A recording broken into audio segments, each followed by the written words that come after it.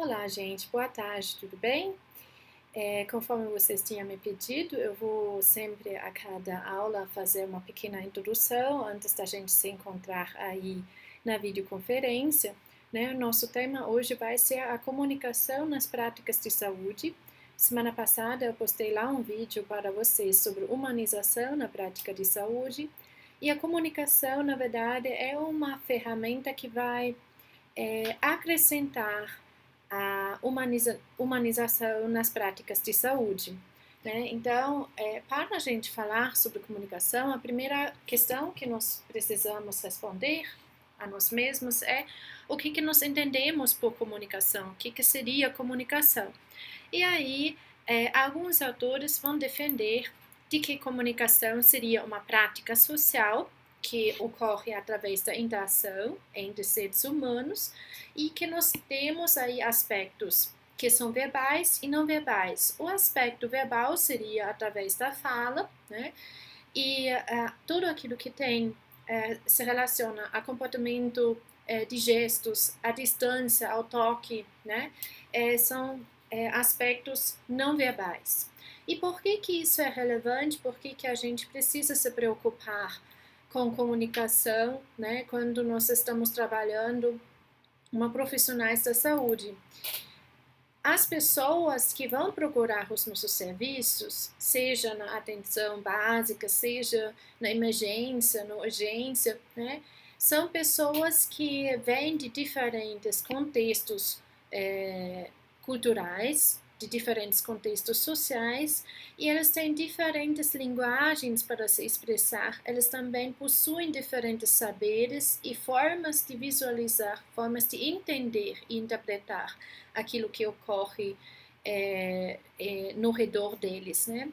E então, nesse momento em que nós entramos na interação e nós fazemos interpretações e temos percepções diferentes do mundo, daquilo que acontece, né, no nosso redor, nós precisamos buscar o diálogo com essas pessoas, porque só assim nós vamos entender e atender de forma melhor as necessidades daqueles que se encontram sob o nosso cuidado.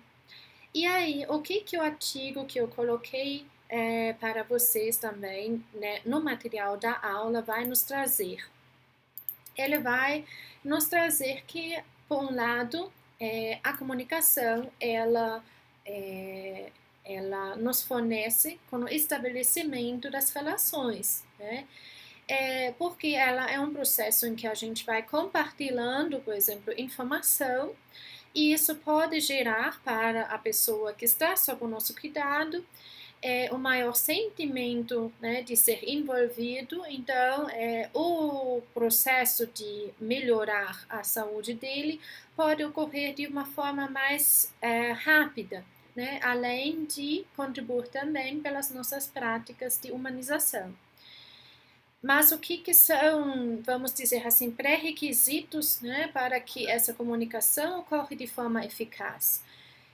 Quando nós queremos entender as necessidades, os desejos daquela pessoa que está sob o nosso cuidado, precisamos, né, praticar sensibilidade, precisamos praticar a aceitação, né, dos sentimentos que podem ocorrer dentro dessa pessoa, e precisamos buscar ser empáticos com aqueles sentimentos que ocorrem na pessoa, né? Ocorre a angústia, nós precisamos aceitar que ocorre essa angústia, ocorre raiva, tristeza por causa de algum processo de adoecimento. Né? Tudo isso precisa ser acolhido.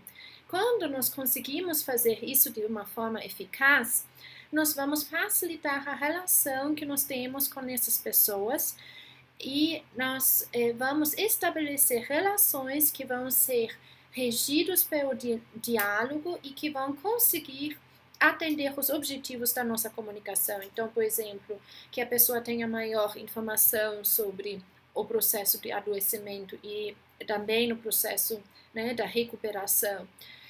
nós temos maior possibilidade de persuadir a pessoa a respeito, né, de um tratamento que talvez seja mais adequado para essa pessoa. Nós podemos, através de uma relação que nos estabelecemos, também gerar mudanças na forma como a pessoa visualiza, percebe, interpreta o mundo ao redor dela, né? E ela vai nos facilitar de abordar uma série de assuntos que possam ser importantes para, né, esse processo de saúde e doença, no qual especificamente vocês, como enfermeiros, são inseridos no sentido de cuidar, né, de acompanhar esse processo de promoção de saúde quando a pessoa está procurando, né, atenção básica ou secundária. O que ocorre muitas vezes, né, e a gente precisa trabalhar isso, é a descomunicação, a falta de comunicação. Por que ocorre falta de comunicação? Porque às vezes encontramos barreiras na linguagem, são usadas linguagens técnicas, né? Nós estamos falando do nosso alto, né, de conhecimento científico, e nós não conseguimos, né, de transmitir esse saber que nós temos para a pessoa que está aí procurando a nossa ajuda. Então, nós falamos, por exemplo, de um acesso e a pessoa fala assim: o que é um acesso?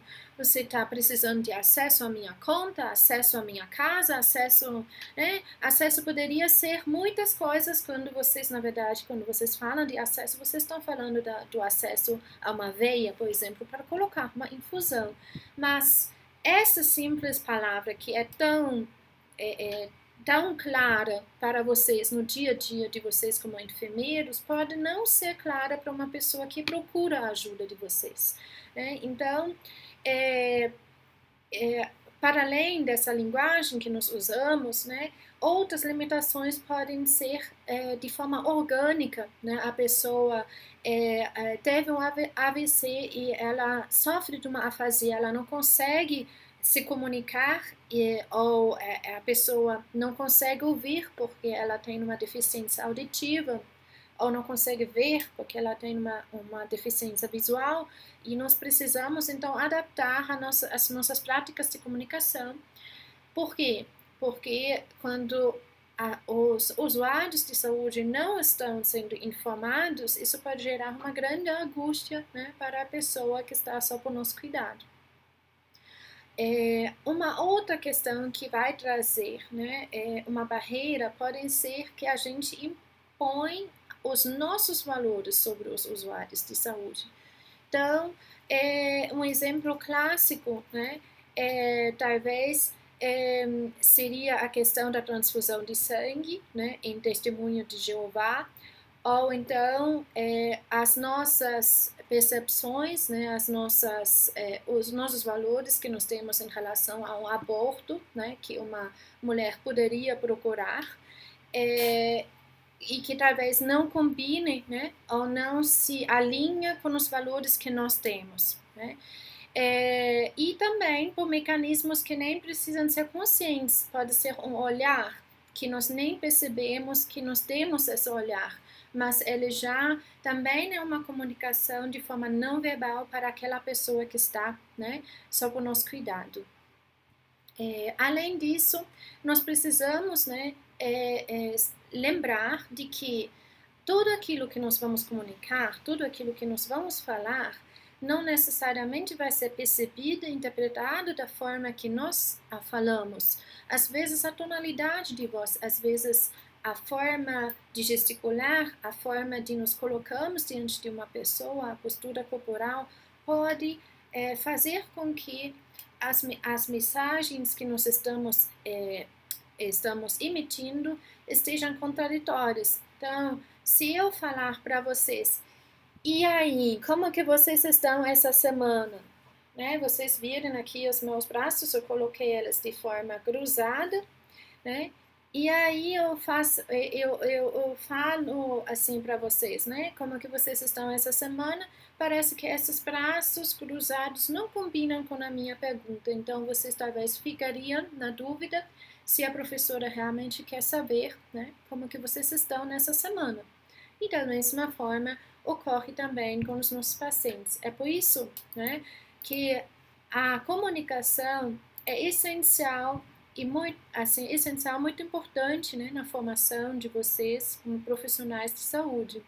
Nós precisamos treinar habilidades comunicativas e eu vou trazer hoje à noite, né, dois casos para a gente discutirmos, né, e vou tentar, né, da gente fazer um trabalho de uma forma dialogada através, né, da nossa videoconferência. E nós precisamos refletir, então, continuadamente sobre o que significa comunicação para nós, o que são as consequências, né, da comunicação que nós assumimos e como que nós podemos treinar especificamente uma forma mais teológica, né, da gente se relacionar com os usuários da saúde, que na verdade, a proposta do modelo dialógico da comunicação, em que nós não vamos mais considerar, né, que só apenas o profissional de saúde, que tem todo o saber científico, sabe o que é o melhor para o usuário, senão esse usuário também tem necessidades e desejos que precisam ser ouvidos, e ela também precisa, através das informações que ela recebeu, ser incluído em uma tomada de decisão, ser participante, se tornar, na verdade, empoderado sobre as práticas que vão ser implementadas, né? Práticas de saúde que vão ser implementadas sobre a sua pessoa, sobre o seu processo de saúde e doença. Então, a ideia do diálogo é que ela esteja bidirecional, né? De que nós temos tanto uma pessoa que fala como uma outra pessoa que escuta e que acolhe aquilo que está sendo falado, que acontece, né, através do encontro terapêutico e a comunicação terapêutica. Nesse momento, o que é importante que a gente mais uma vez leva em consideração, né, as referências sociais e culturais daquela pessoa que nos procura, e que nós começamos uma negociação com o usuário, não uma imposição, mas sim uma negociação que se baseia, né, na informação que foi compartilhada anteriormente, que foi entendida e que pode ser avaliado no sentido da pessoa tomar uma decisão sobre o curso de tratamento que ela gostaria que fosse, né, seguido. Eu falei da comunicação terapêutica, né, que nós vamos treinar, né, hoje à noite, que na verdade é entendido como uma habilidade do profissional de saúde em ajudar, né, as pessoas que são sob o seu cuidado e que estão temporariamente expostos a um estresse, porque eles estão passando, né, por um momento de saúde e doença, né, para eles se ajustarem na realidade, para melhorar o tratamento, para negociar, né, sobre o processo do cuidado. E essa comunicação terapêutica, ela se baseia em 4 pilares. Primeiramente, precisamos de que essa comunicação seja acolhedora, de que a pessoa se sente acolhido através da nossa comunicação, através da forma que nós nos colocamos diante dela e da forma que nós acolhemos ela dentro dos serviços que estamos prestando. Mas escuta ativa, o que significa escuta ativa? Significa eu entender o que a pessoa está falando, refletir sobre isso e até às vezes fazer uma pergunta para me assegurar que é isso mesmo que a pessoa está colocando, é isso mesmo que é a angústia, que é a dúvida da pessoa, né? E para isso eu preciso de empatia, eu preciso me colocar no lugar da outra pessoa, tentar entender os sentimentos que ela está vivenciando. Isso eu faço através, mais uma vez, do diálogo, né? Em que eu vou dar oportunidade da outra pessoa falar, em que eu vou fazer perguntas que consigam, né, fazer com que a pessoa esteja estimulada a falar, né, sobre o que está, de repente, preocupando ela, de repente, angustiando ela em relação a um possível tratamento, a um possível curso de uma doença, a promoção de saúde. Tudo bem? Um abraço a vocês, até daqui a pouco.